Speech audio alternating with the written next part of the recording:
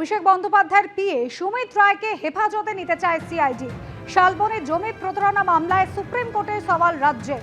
তদন্তে সহযোগিতা করছেন না অভিষেক বন্দ্যোপাধ্যায়ের পিএ সুমিত রায়। দীর্ঘদিন ধরে চলছে এই প্রতারণা, এটা হিমশৈলের চূড়া মাত্র। সুপ্রিম কোর্টে দাবি রাজ্য সরকারের আইনজীবী তুষার মেহতার। তদন্তে সহযোগিতা করছেন সুমিত রায়, প্রতিদিন হাজিরা দিচ্ছেন। সব প্রশ্নের জবাব দিতে বাধ্য নন সুমিত, সংবিধান এই অধিকার দিয়েছে।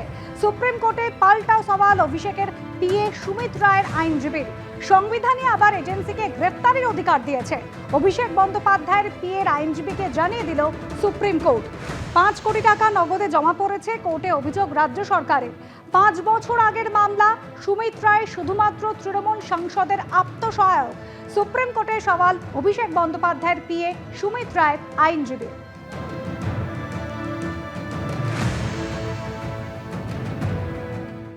একই বিল্ডিং এর ভেতরে বেআইনিভাবে চলছে একাধিক হোটেল।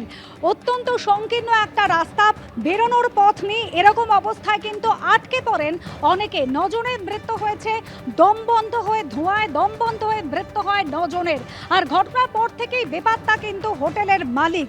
একেবারে সামনের দিকে হোটেল, পিছনের দিকে একটি বিল্ডিংকেও কিন্তু যুক্ত করে দেওয়া হয়েছিল এল প্যাটার্নে, কিন্তু সবটাই হয়েছে বেআইনিভাবে। আর এখানেই প্রশ্ন উঠছে, যে হোটেলে এই কাণ্ড ঘটলো তার 50 মিটারের মধ্যে যেখানে রয়েছে দমকলের সদর দপ্তর, 950 মিটারের মধ্যে কলকাতা পুরসভা, সেখানে নজরদারি নেই কেন?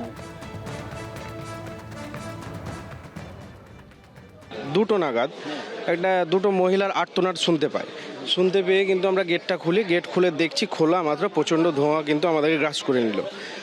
গ্রাস করে নিয়ে কোন ফ্লোরে হচ্ছিল এটা? ওটা আমরা তখন ছিলাম 3rd ফ্লোরে, কিন্তু ঘটনাটা ঘটেছে 2nd ফ্লোর। ফায়ার ব্রিগেডের অফিসাররা গিয়ে আমাদেরকে ওখান থেকে উদ্ধার করে নিচে নামিয়ে আনে। তারপর আমাদের এখানে আরও আছে, ক্লাবের ছেলেরা আছে, আমাকে পরে ফোন করে ডেকেছে। ওরা স্পটে ছিল, শুধু মানুষের আত্মনাদ শুনেছে, কিছু করতে পারিনি আমরা। একটাই সিঙ্গেল গেট ছিল, ওটা দিয়ে উঠবো কি করে আমরা? হাত পা কাঁপছে আমাদের এখনো, কালকে রাত্রের পর থেকে। এটা ইলিগাল আছে। কিভাবে জুড়ে দেওয়া হয়েছে? তো এটা পুরো এল স্পেস ছিল, মাঝখানে ওপেন স্পেস ছিল এটা। তারপরে এটা রাত্রির করে ইলিগাল করে ফেলেছে। এটা মাঝখান থেকে ফার্স্ট সেকেন্ড হয়ে গেছে পুরো। 1:30 बजे आग लगी थी, मुझे 1:45 बजे पता चला। मेरे नेबर्स ने मुझे कॉल करके बोला दीदी आग लगा है, बाहर निकलो। Fire brigade was already there. कैसे आप निकले, कैसे यहाँ से? वो लोग हमको निकाले, फायर ब्रिगेड वाले लोग निकाले। फायर एग्जिट कोई नहीं था यहाँ पे? कुछ नहीं है, फायर एग्जिट कुछ नहीं है, कुछ है ही नहीं तो कहाँ से बचेगा? We don't have anything in the building. আমরা কোনো রকম বেঁচে বের হয়ে গেছি। তারপরে আমরা জিনিসপত্র নিয়ে, ফায়ার অ্যালার্ম কিছু বেঁধেছিল? না কিছুই বাজেনি। অনেক ভয়াবহ পরিস্থিতি ছিল রাত্রেবেলায়। ওখান থেকে খুব কষ্টে বার হয়েছে আমরা 2 বন্ধু ছিলাম, 2 বন্ধু সেফলি বার হয়েছে, বেরিয়ে পালিয়ে আসতে পেরেছি। কোনো আগুন নিবানের কোনো হোটেলের ভিতরে কিছুই নাই।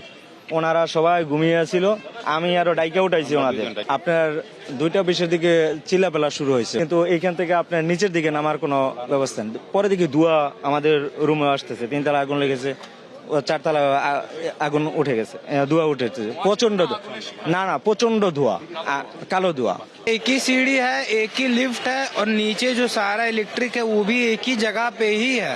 टाइम जो हम लोगों के दिमाग में आया, जैसा सिचुएशन था, हम लोग सीढ़ी से भी ट्राई कर, पर सीढ़ी गर्म था। वो लोहे का सीढ़ी था, सीढ़ी गर्म था। हम लोग जैसे एक सीढ़ी नीचे उतरे, पैर तो चल ही रहा था पर बहुत ज्यादा गर्म भी हो रहा था। एबीपी आनंद एगिए थाके एगिए राखे।